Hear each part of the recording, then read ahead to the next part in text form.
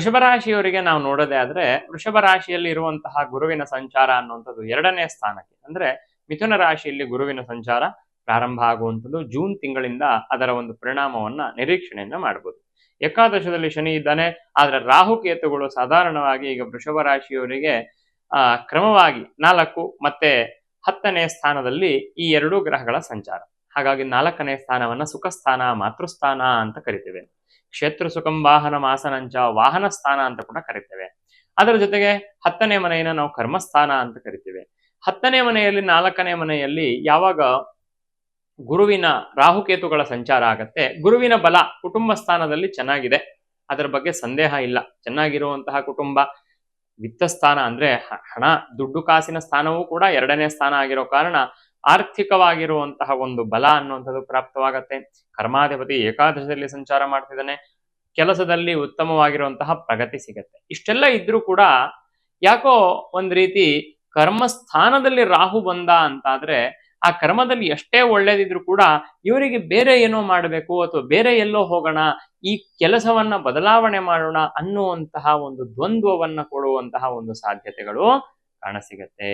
ಅದರ ಜೊತೆಗೆ 4ನೇ ಸ್ಥಾನ ಕೇತು ಸ್ಥಾನ ಆದಾಗ ಸುಖ ಸ್ಥಾನದಲ್ಲಿ ಯಾವಾಗ ಕೇತು ಬಂದ ಅಂತ ಆದ್ರೆ ಪೂರ್ವ ಜನ್ಮದಲ್ಲಿ ಮಾಡಿರುವಂತಹ ದೋಷಾದಿಗಳು, ಕುಟುಂಬದಲ್ಲಿ ಇರುವಂತಹ ದೋಷಾದಿಗಳು ಸ್ವಲ್ಪ ಹೆಚ್ಚು ಪೀಡಿಸ್ಲಿಕ್ಕೆ ಪ್ರಾರಂಭ ಮಾಡುತ್ತೆ.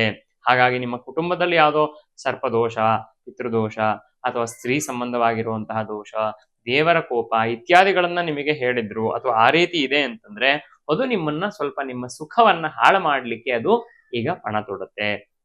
4ನೇ ಸ್ಥಾನ ಮಾತೃಸ್ಥಾನ ಅಂತ ಕರಿತೀವಿ. ಅಲ್ಲಿ ಕೇತು ಬಂದ ಅಂತಾದ್ರೆ ವಿಶೇಷವಾಗಿ ತಾಯಿಗೆ ಸ್ವಲ್ಪ ಅನಾರೋಗ್ಯಾದಿಗಳು ಇತ್ಯಾದಿಗಳು ಉಂಟಾಗುವಂತಹ ಒಂದು ಸಾಧ್ಯತೆಗಳು ಇದೆ. ಹಾಗಾಗಿ ತಾಯಿಯ ಆರೋಗ್ಯದಲ್ಲಿ ಹೆಚ್ಚು ನಿಗಾ ವಹಿಸ್ಬೇಕಾಗತ್ತೆ.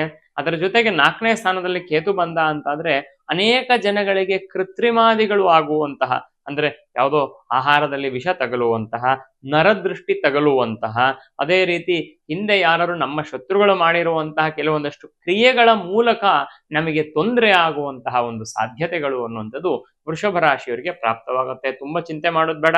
ಗುರು ಬಲ ಇದೆ, ಶನಿ ಬಲ ಇದೆ, ಆದ್ರೂ ಕೂಡ ರಾಹುಕೇತುಗಳಿಗೆ ಶಾಂತಿಯನ್ನ ಮಾಡಿಕೊಡುವಂತ ಒಂದು ಪ್ರಯತ್ನವನ್ನ ತಾವು ಮಾಡಬೇಕಾಗತ್ತೆ.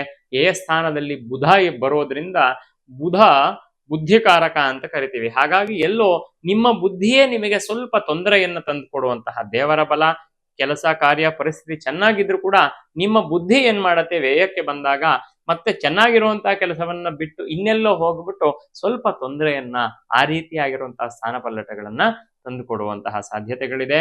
ಹೊಸ ಗಾಡಿ ತಗೊಳ್ಬೇಕು ಅನ್ನುವಂತಹ ಯೋಚನೆ ಇದ್ರೆ ಅವರಿಗೆ ಕೂಡ ಒಂದಷ್ಟು ತೊಂದರೆ ತೊಡಕುಗಳು, ಅಥವಾ ಯಾವ್ದಾದ್ರು ಉಪಯೋಗ ಮಾಡಿರುವಂತಹ ಸೆಕೆಂಡ್ ಹ್ಯಾಂಡ್ ಗಾಡಿಗಳ ತಗೊಂಡ್ರೆ ಅದರಲ್ಲಿ ಮೋಸ ಆಗುವಂತಹ ಒಂದು ಸಾಧ್ಯತೆಗಳಿದೆ. ಗಾಡಿ ವಿಚಾರದಲ್ಲಾಗಿರ್ಬೋದು, ತಾಯಿಯ ಆರೋಗ್ಯದ ವಿಚಾರದಲ್ಲಿ, ಮನೆಯ ವಿಚಾರದಲ್ಲಿ ಸ್ವಲ್ಪ ಎಚ್ಚರಿಕೆಯನ್ನು ವಹಿಸಬೇಕಾಗತ್ತೆ.